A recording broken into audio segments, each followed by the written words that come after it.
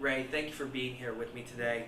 I want to ask you, in the wake of what we saw in Michigan at that church, what do you feel churches here in East Texas need to do to ensure their safety is, where it needs to be?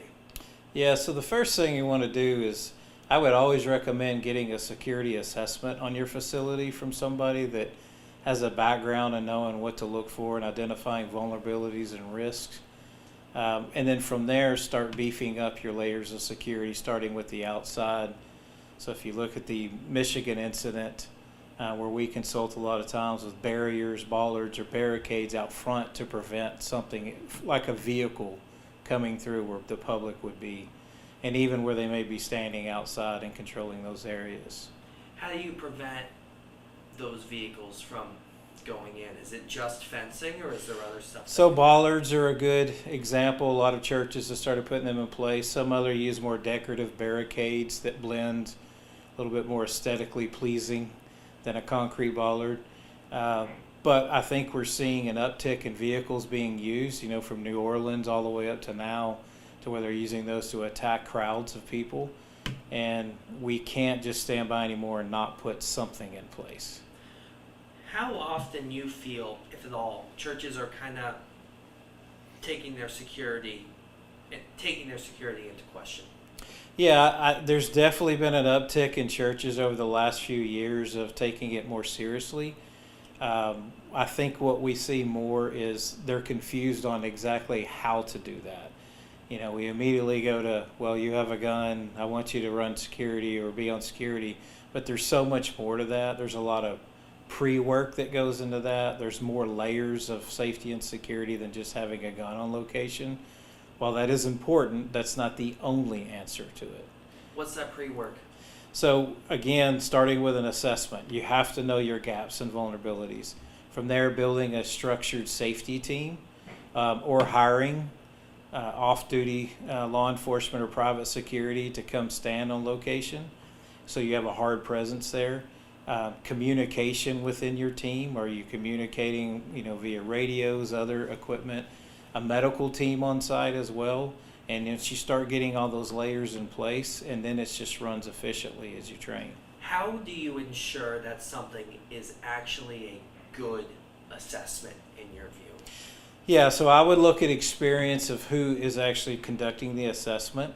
How many have they done before? And houses of worship can look a lot different than other places where you do assessments, because you have to take in mind the ministry of the church. It can't be a lockdown, secured prison-looking facility. It has to be secure with the idea of ministry still going on. How is church security different than it was 5, 10, 20 years ago, if at all? Yeah, it's definitely changed. I would say there's probably more of a hard presence in churches. You're seeing more locked doors on buildings versus, we were all an open door facility, because it's supposed to be a place of safety.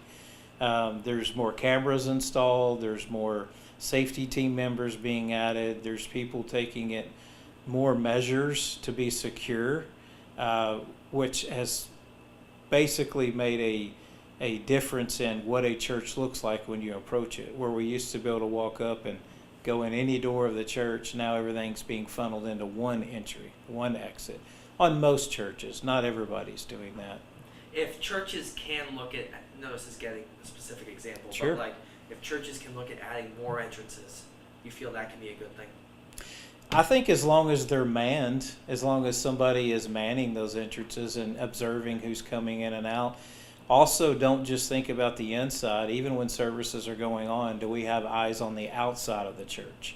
Not just an attack, but are your cars getting vandalized in the parking lot, and having that presence outside as well. I was just at First Baptist Church in Bullard. Yeah. I was speaking with the pastor there, and they were showing me, they had security cameras. You had to press a button to allow someone to let you in. They had like a camera feature for that.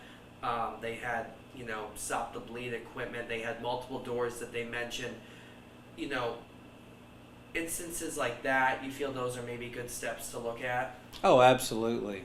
That's all part of just the entire program. You know, that, like I say, there's not one answer to church security. It's a multitude of things to make it actually efficient. When you look at churches in East Texas in particular, Mhm. any like similar vulnerability that you're seeing that you feel needs to be addressed? Yeah, usually it's entry exits and how they're controlled. In anything security, people are always the weakest link. We can put every gadget and thing in place, but if we're not following up correctly and running it correctly, that's the biggest vulnerability. But I would say entry exits and access and the lack of exterior security. Once what we see a lot is once the services start, everybody moves inside. You should always leave somebody watching the outside. But what if these churches can't afford the additional security? Sure, if they can't afford it, there's things they can do in house just by recruiting a volunteer team, which we train well over 100 church volunteer teams annually.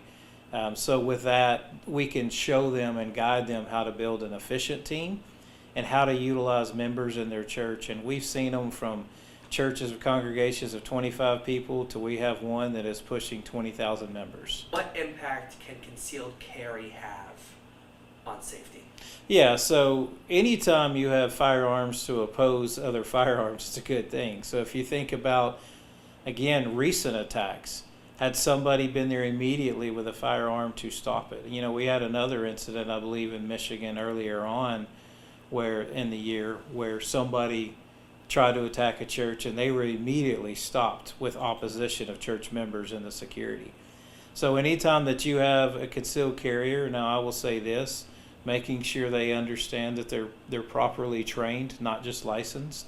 So get training beyond the license. It's very important when you're talking about shooting around a group of people. Anything else I didn't ask you would like to add? Yeah, I would just encourage churches to take this seriously. I mean, we're in a fallen world. It's not going to stop. It's going to continue. And unfortunately, we have to look at putting security in churches and take it serious and do something about it.